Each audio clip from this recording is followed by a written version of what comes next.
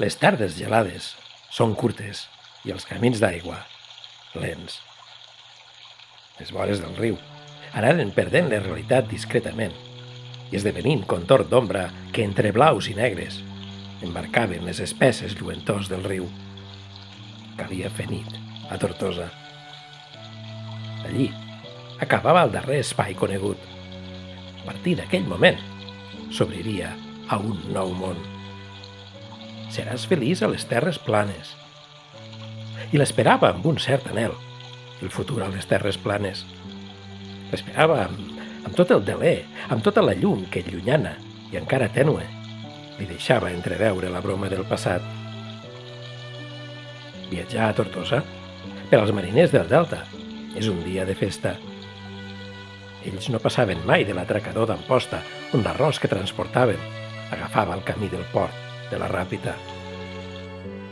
A la fonda de la Favarona, vora el riu, l'estofat ben calent, fumejant, i el bon vi de la Terra Alta, generosa en grau, deixen els dos, Carmona i Carabasses, el cos a gust, satisfet.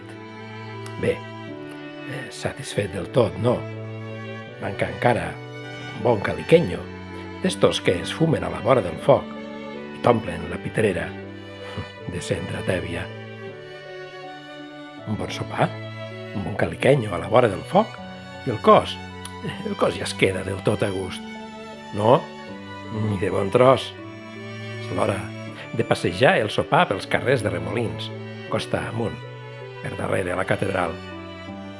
És l'hora de provar l'orujo de la lila. L'orujo que escalfa el cos i dona noves vitalitats, transformant l'ensopiment del bon sopar i el bon beure en enardiment vigorós d'omenella retinguda, com les aigües del riu en cadascun dels meandres sensuals a vista d'ocell, en cadascun dels assuts que havien marcat el camí riu avall.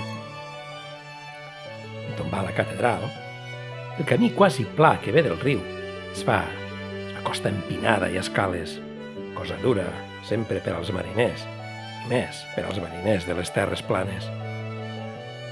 Les vastes i excessives escales amb les juntes encara plenes de primavera se fan carreró estret, solitari, ple d'imaginats cossos de dona que mig mostren, mig amaguen, portes entreobertes, entre murmuris de llum roja. Darrere d'una cantonada, la darrera cantonada, se mostren les llumetes parpellejants dels fanalets de Cala Lila. Els espera l'orujo gallec, l'aiguardent de la Galera i els tres etcèteres de Don Simón. La Lila, enfundada en un vestit negre que li exalta les formes, passeja entre les taules amb fanalets rojos de llum difosa pel fum de cigarrets i caliquenyos. Llums rojos de passió i penombra de complicitats omplen el local. Un orujo, jo un aiguardent, un altre i un altre. I a poc, els gronxa una bressadora navegació en les dolces onades d'un riu d'aiguardent concentrat, dens, sense aigualir.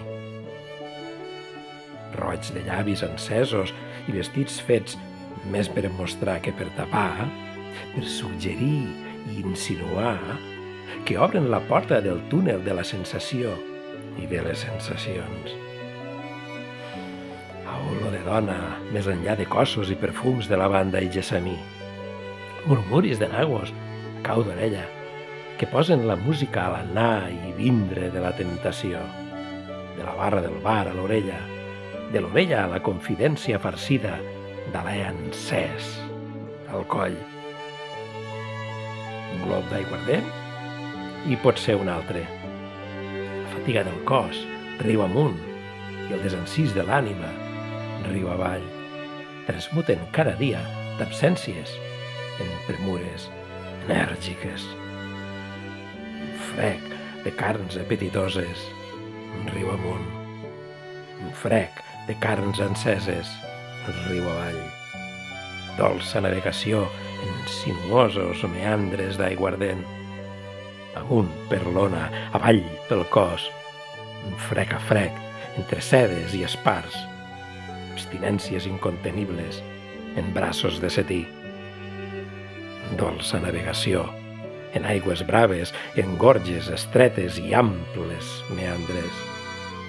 Un pantaix ronc i creixent, la convulsió, una altra encara, l'abaltiment del cos i del desig, una caiguda des de dalt de tot de la cresta de l'ona més grossa i un esclat en la profunditat del plaer.